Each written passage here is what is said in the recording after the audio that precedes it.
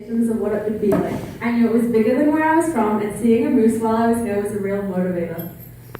Someone that I trusted suggested being part of Rotary Youth Exchange, and when I applied and met the people in the organisation, I was nervous at first, but left the interview feeling confident that my big dream that I had was achievable. Throughout my year of involvement with Rotary in Canada, I now know that I am part of something bigger than myself and I can have really big dreams. I did in fact get to see a picture of a moose, but my confidence in myself and what I'm capable of has gone to a whole other level. I became aware of this when Angela, my third host mom, mentioned to our kids that I had come all the way on a plane to Canada from New Zealand and I could handle myself. When the kids would question things I did, like catching the bus by myself, Angela would remind them that I am responsible enough to catch a plane from New Zealand all around the world. I could certainly catch a bus. It helped me see myself through someone else's eyes. Another thing that opened doors for me was being willing to say yes. I've been invited to the Royal Winter Fair and I said yes, even though I didn't know what it was.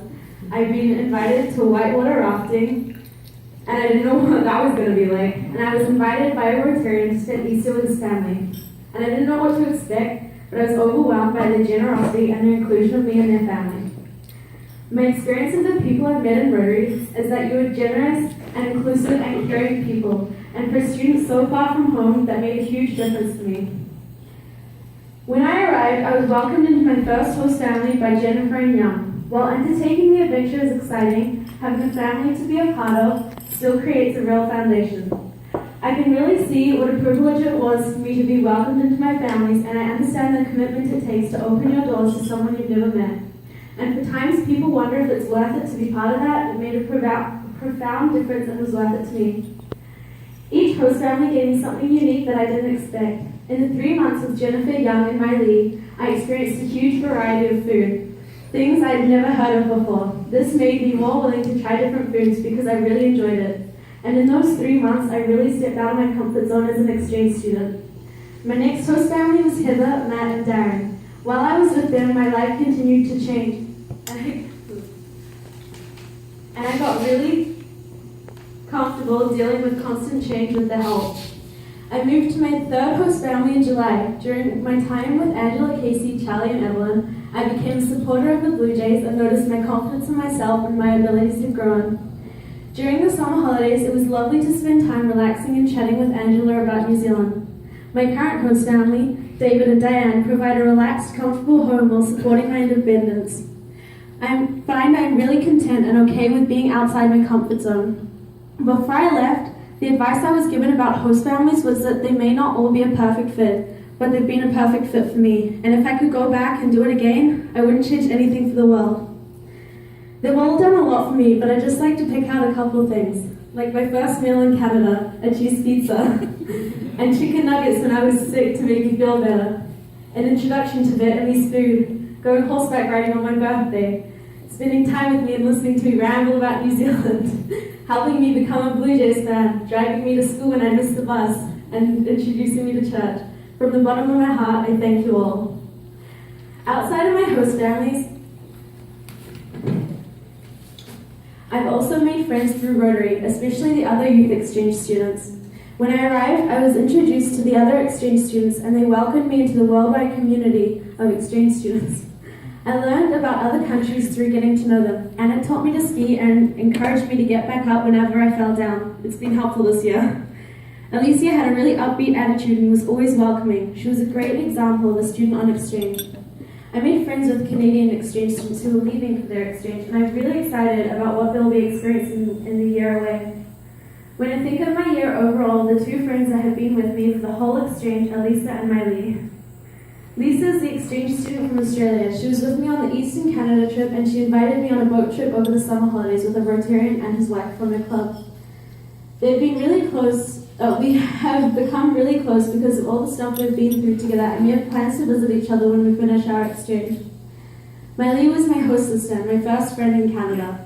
We go along really well and spend time doing girly things like face masks and makeup. We visited Ripley's Aquarium and watched a Maple Leafs game together. I enjoy volunteering with her throughout the year, like at Lobster Fest, Rib Fest, and Easter Seals Christmas Party. We've talked about her coming to New Zealand to visit me, and I'm hoping that will happen before we're old and wrinkly. I've made friends with people from all over the world and all sorts of backgrounds, and what I've realized is that people are people everywhere, and I'm okay with who I am and amongst them. I've gained a different kind of confidence.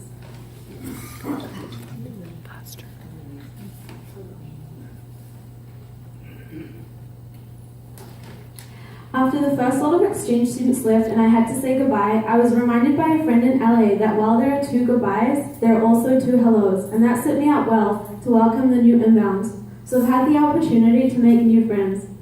One of the new inbounds that I made friends with is Finland, who is part of our club and goes to my school, Street School Secondary. I'm sure he'll have a great year there, just like I did.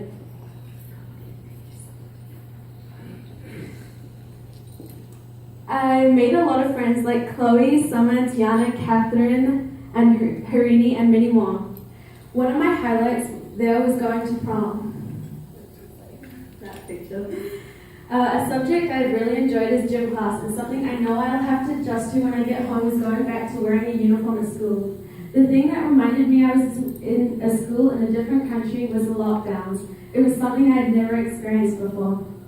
Friendships don't happen by themselves. You need to make time to build on friendships, and I really appreciate the effort people have put in. A friendship that I really enjoyed is with Chloe, who I meet with once a week, and we have created a tradition of going to Second Cup and getting a slice of cake. It's something I'll really miss. Over the summer holidays, I got to visit some amazing places. On my boat trip with Lisa, we went to Michigan for the night and Mackinac Island the next day. We spent the day on the island, which had limited transport of feet, bikes, and horses, and I thoroughly enjoyed it. Next, we went to Little Current, where we hopped on a boat and set sail for Croker. It was a perfect way to spend the summer because of the beautiful weather and amazing scenery. I love being out in the water and in nature. My next adventure took me to Parry Sound. While I was there, I saw a really big snake. It was so cool. Bearing in mind that there are no snakes in New Zealand, not even in the zoos. I got to spend time there relaxing in the peace and quiet. When I got back to Mississauga, I had the canoe trip to look forward to, which I'll talk about in a minute as I go through major highlights of my year. I started with a bucket list, and I've covered a lot of that with the help of the people I've met.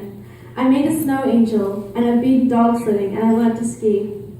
In my first month in Canada, I had an amazing trip to Vancouver with Billy Joe and Anna. After our week in Vancouver, we traveled to Whistler for the weekend. That's where the real fun began. Anna and I got up really early to start our day of skiing. I had never skied before, so going up a mountain to ski back down was all new to me. Little did I know that skiing is actually easier said than done.